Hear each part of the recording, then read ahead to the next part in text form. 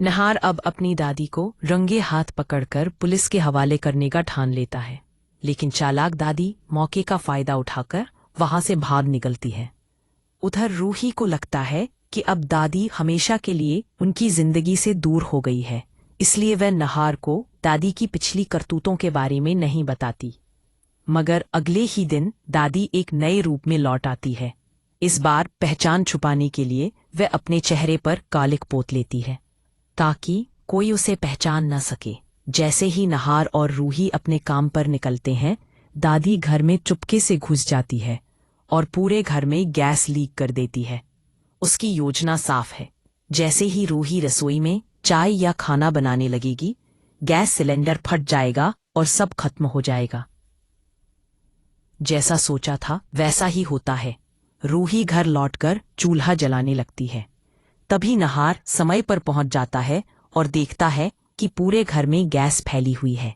वह जोर से चिल्लाता है, रूही माचिस मत चलाना। लेकिन जब तक वह उसे रोक पाता तब तक देर हो चुकी होती है। अचानक एक भयानक धमाका होता है। हालांकि नहार ने आखिरी पल पर रूही का हाथ पकड़कर उसे खींच लिया था, इसी वजह से दोनों की जान बच जाती है। हालांकि हल्की फुल्की चोटें आ जाती हैं। नहार रूही को पानी पिलाकर होश में लाता है और फौरन फायर ब्रिगेड को कॉल करता है। आग बुझाने के दौरान फायर ब्रिगेड टीम को एक खास स्प्रे मिलता है। टीम बताती है कि इस स्प्रे की वजह से गैस की बदबू महसूस नहीं होती।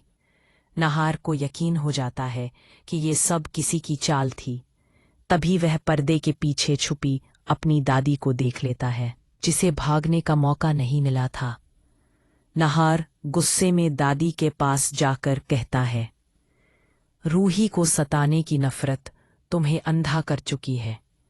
अब तो तुमने उसकी जान लेने की भी कोशिश कर डाली। दादी सफाई देने की कोशिश करती है, लेकिन रूही उसका झूठ वहीं पकड़ लेती है और कहती है, कल मुझ पर चोरी का इल्जाम लगाकर भी तुम्हारा मन नहीं भरा, अब मुझे खत्म करने आई हो। सुनकर नहार को सारी सच्चाई मालूम पड़ जाती है।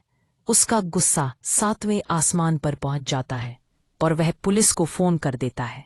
दादी घबराहट में पसीने पसीने हो जाती है, लेकिन नहार ठान लेता है कि इस बार वह दादी को माफ नहीं करेगा। हालांकि जैसे ही नहार रूही की चोटों पर मरहम लगा रहा होता है, दादी चालाकी से अपने हाथ खोल लेती है और वहां से फरार हो जाती है। नहार और रूही यह देखकर हैरान रह जाते हैं। आखिरकार नहार तय करता है कि अब वह रूही की सुरक्षा के लिए उसे किसी और जगह ले जाएगा, क्योंकि जब तक दादी आजाद है, दोनों की जिंदगी खतरे में है। अगर आपको भी लगता है कि अब नहार को दादी को किसी भी हाल में सलाखों के पीछे भेज देना चाहिए, तो अपनी राय जरूर बताइए।